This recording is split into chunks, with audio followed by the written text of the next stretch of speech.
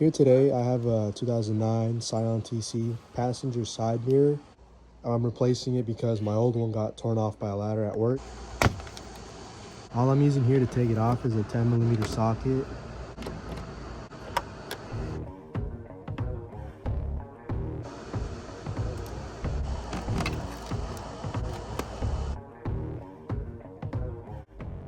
Here I'm just reapplying what I had taken off, so that way the water doesn't just get through everything.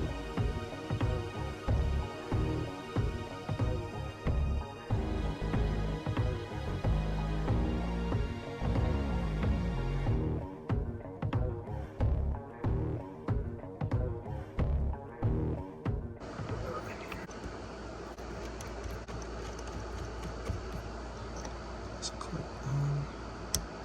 Okay.